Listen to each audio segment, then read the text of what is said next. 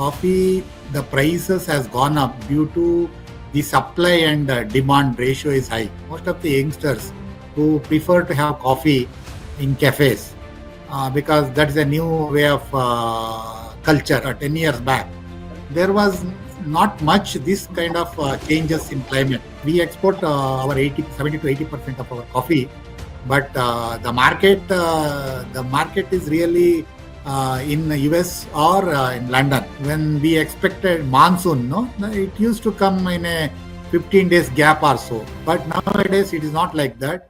Hello and welcome to yet another episode of Farm Matters. I am Vivian Fernandez. Coffee prices have risen substantially and coffee growers are raking it in.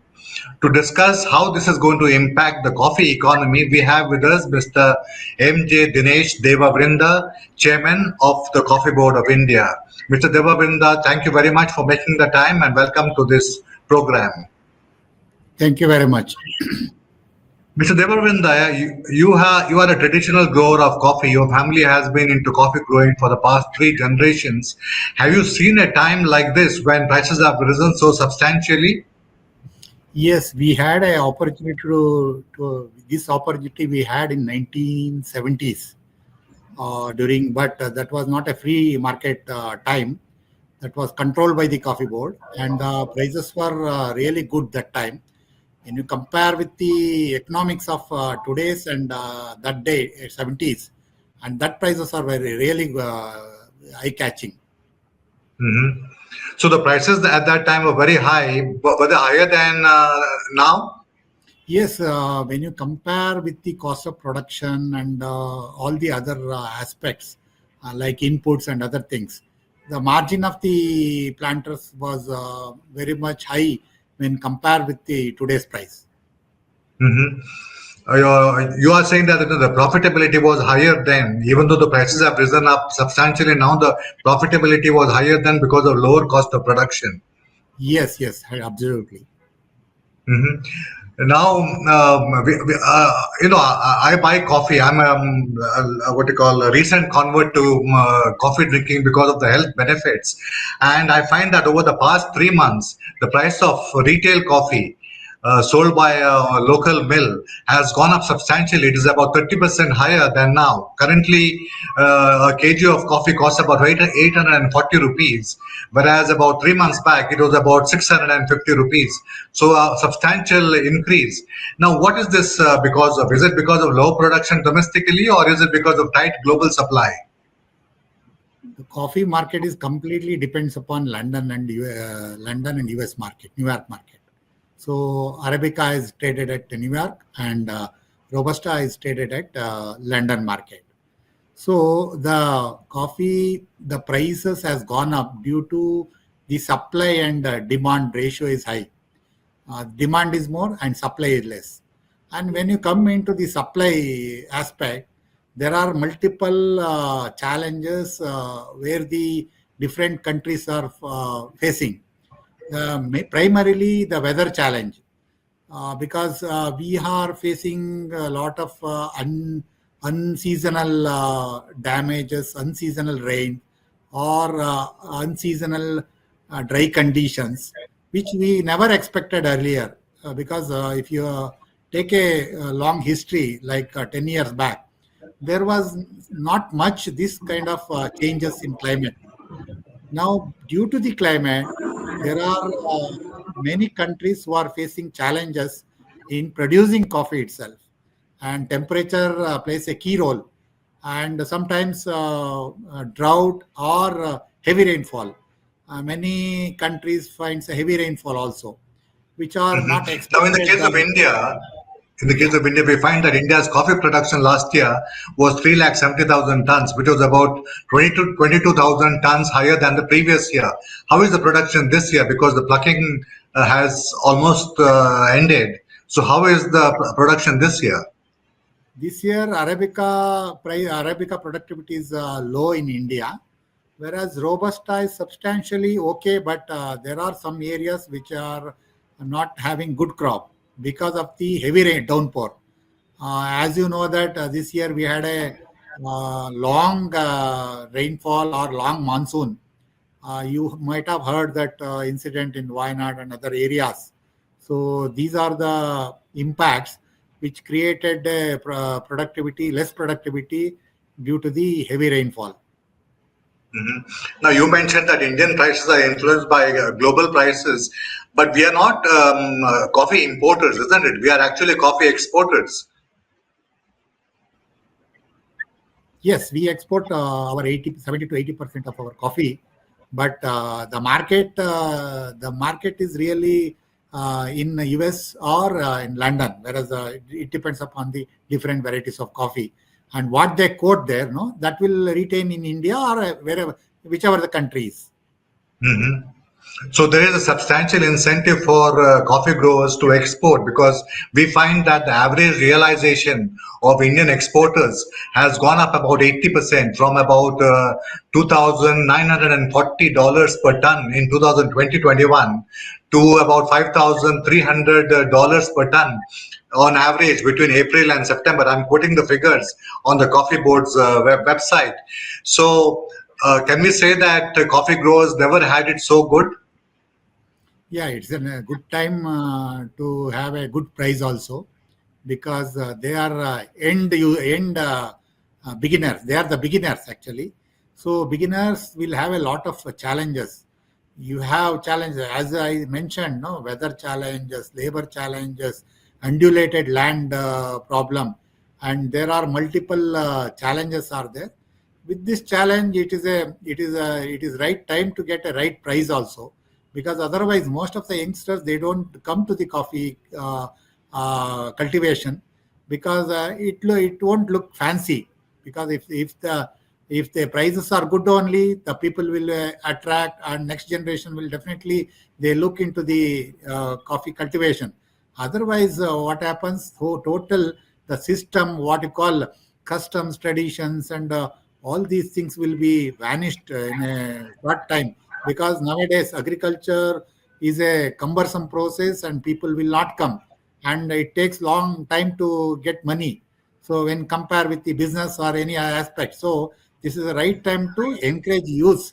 And there are some of the youths, we are very happy to share with you that some of the youths, they are branding with their estate coffee. So these are the good things which are happening throughout the world. You mentioned about climate aberrations. I mean, do we see more of these aberrations now, or did we see this kind of aberrations in the past as well? No, not at all. We have not seen these kind of changes actually. Normally, when we expected monsoon, no, it used to come in a 15 days gap or so. But nowadays, it is not like that. The monsoon, we don't know when the monsoon starts, and we don't know how much the quantity of rain will be. So these are the challenges which nobody can't control. These are not under control, because these otherwise, if you go to the dry lands and the other crops, that can be controlled through polyhouses or whatever it may be in different means. But we are belong to the hilly regions, Western Ghats, where we have elephant problem also. Lot of with the problem we are living. So these, when you compare the elephant problem or bison problem or animal problem, man and animal conflict, these we have not found in olden days. There were, but were very less in number. But now we find that once in a week some deaths are being taken in coffee zones, and a lot of risk managements are there. Mhm. When I look at other commodities, whenever there is a price spike, let's take the case of sugar, for example. When there's a price spike, there is a tendency for farmers to grow more of that crop in the next season. Now, of course, coffee is a plantation crop, it's a long duration crop. But are growers taking a calculated risk and putting in more investment, other bringing more areas under coffee? No, we are not covered with more areas. Now the coffee board has got new plan for next 10 years. We have set a roadmap to produce around 6.5 to 7 lakh tons, and to export more than 80% of that commodity.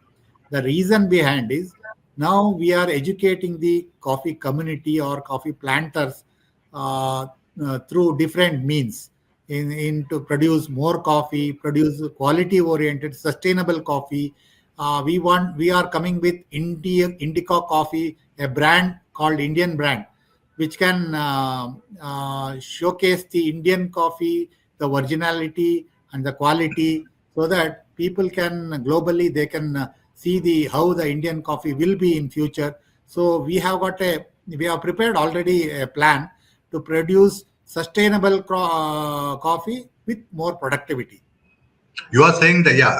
So this more productivity is going to, how is it going to come? Because India has got one of the lowest productivities. So Yes. how is it going to happen? Because in Brazil or Vietnam, which are large producers, coffee is grown on flat land. There's a lot of mechanization, so their costs are lower. In India, it's a different thing. We grow mostly in the hilly terrains, where of course the cost of cultivation is higher, the cost of various operations is higher, and there's also a shortage of labor. So this productivity improvement, how is that going to happen? And is there a likelihood of coffee going to newer areas? Because currently Karnataka produces 70% of India's coffee. Yes, definitely. See, as you told that we grow under shade, we grow with multiple crops. So there will be a multiple competition between the crops. So the productivity is less. But now we are going to have clonal plants, which will be the game changer for Indian coffee growers. So the clonal plants give the originality of its mother plant. So in terms of quality, in terms of productivity, we are going to have in a bulk these things productivity through FPOs and various organization. So once the tendency of clonal plants comes into the plantation community, then the productivity will definitely 30 to 50% will definitely increase. Meantime, we are also having we are also planning to have a research wing where we are going to have coffee specified fertilizers, so that India imports a lot of main fertilizers. But to make it more effective, we need a specific manure which coffee requires. So we are also going to release micronutrients on coffee, so which will definitely have better quality standards when we produce. So these kind of things, clonal and fertilizers and micro fertilizers will make the Indian coffee to produce another 50% more. And coming into the land expansion, we have received a lot of inquiries from Northeast as well as Orissa and Andhra Pradesh, where they are growing coffee, and they are ready to give land for the small growers or small farmers. In turn, coffee board will definitely will educate them, will have its own office there, and we will give all technical advice for the rest of the non-traditional areas. So the emphasis will be on tissue culture and also discouragement of intercropping, is it? Because currently, along with coffee, we grow cardamom, I suppose, areca nut, and all those things that you will tend to discourage. No, it's not a discourage. It's a when the trees are there, definitely we will grow pepper. Cardamom, I think I don't find reasonable good to grow in coffee area. It has got its own negative impacts. Whereas aracanut and pepper will be the future of the multiple crop, because any coffee grower or any agriculture, we should have a multi income, so that if anything goes wrong, the other crop will pick him up. So that is our Those idea. are, I was asking you this question because you said that when you grow other crops along with coffee, there's a Yes, competition for soil nutrients, yes, yes. and That is because of meantime. that productivity it gets lowered. Meantime, we are. That's why I told you we are coming with clonal plants, which has got parental characters in quality and quantity. And second thing is we are coming with tissue culture plants.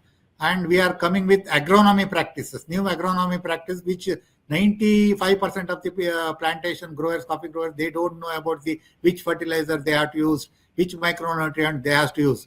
Now we will come with our own product, but it is a technology of Central Coffee Research, which has got 100 years history, and that will be we will sell the technology to the private partners, and they can in turn they can produce and they can market these micronutrients or coffee specified fertilizer, which will definitely increase the productivity. In coastal Karnataka, arecanut growers have suffered because of the spread of disease. Some of them want to migrate to coffee. Is that feasible? Definitely, because as I have observed, and even myself, I am having a arachnid garden where we are finding lot of challenges with the minute kind of diseases like YLD and yellow leaf disease. A lot of other diseases are there. So to overcome because they can't sustain, they can't retain that arachnid, so that see in the same area they can grow coffee qualitatively, because now the temperature is gaining. So in that area also, with the shade, with some other shade, they can grow coffee. Mhm. See, global supply is tight because in Brazil, which is the largest producer of coffee, there has been high temperature and drought, which has affected the chili filling. I mean, which has affected the production of coffee. In Vietnam also there was unfavorable weather. Indonesia has of course tried to make up, and its production this year is more than last year when the crop suffered because of excessive rains. Now, once these countries come back into the normal production, what is likely to happen? No, Are yes, prices going to are prices going to fall, or do you think that because of new consumers, particularly in, let's say, in China and in India, demand is going to remain substantially up? the reason behind, see, I told you the market depends upon supply and demand. When the supply will be more, if the weather patterns and everything comes into the normal, then definitely their productivity will increase. So in turn, the prices will come down. So when you compare into the market, as you told in China, I have visited China's coffee plantation area. I've seen the productivity, and I've seen the market. And when you compare with even Indian domestic market is gaining the momentum, so that will be not as big as you think, because it will take its own time to increase the demand. So Yes. the demand will be is the one parameter, and of course, in Indian condition, 30% of Indian coffee can be made as a specialty coffee, where we can sell as a specialty coffee, where we can get a good price actually compared to the regular price. So specialty coffee market is gaining throughout the world. Even in India, it's gaining the market, and people are, some of the estates, they are producing the specialty coffee with lot of process. So those process are catching the market and catching the consumers. So this will be the future of the market. Mhm. I was reading a US Department of Agriculture report, and it says that over a 10-year period, China's consumption has increased from 6 lakh bags of 60 kgs each, that was in 2014-15, to about 5.5 million bags of 60 kgs now. Of course, tea remains the national drink over there, but coffee is catching among younger professionals in urban areas. Is that trend also visible in India? Particularly Yeah, because coffee is now also seen as a health drink. yeah, definitely. We have made a survey, so what survey says that most of the youngsters who prefer to have coffee in cafes, because that's a new way of culture. Actually, they sit there, they chat there. Sometimes they work from the cafes itself. So these are the game changer for India or China. So Chinese young generation are going to the cafe is a new trend, and you know that Starbucks has opened a biggest world biggest cafe in China. So there is a future for the expansion of the consumers, and we find lot of consumers drinks instant coffee. We There is a huge growth for the instant coffee because it is easy to make and it is available everywhere. So there is a huge chance both in China and as well as India. Mhm. I was talking to a coffee grower who happens to be my classmate. He was saying that much of the subsidy, much of the government support goes to small farmers, small coffee growers. The point I want to ask you is that if the support goes to small growers, what incentive do they have to become big? See, 95% of Indian coffee growers are small. So any board or any government will definitely look into the bigger aspect. Whereas small growers produce more than 70% of coffee. So the bigger one they have got their own problems. Nowadays they have got their own problem. Thing is that most of them they are corporates. They earn from the other source and they invest here, and they are making profitable in one segment. Other than corporates who are having a bigger estate, they are definitely facing a great challenges in terms of labor issue, in terms of weather pattern, and whatever it may be. So for that, coffee board is trying to give some incentives for the replantation and mechanization. We have started to give some subsidies for them also, but restricted to some certain areas only, because we want to support them also. Is mechanization possible in India on the scale, let's say, that is there in Brazil or Vietnam? No, we can't do 100% actually. We can try, at least we can 20 to 30% if we convert into mechanization. So that will save the labors. That will definitely reduce the cost of cultivation. So definitely there are R&Ds going on from the coffee board, and there are R&Ds through IIT. We have done a tie-up with IIT Kharagpur, where they are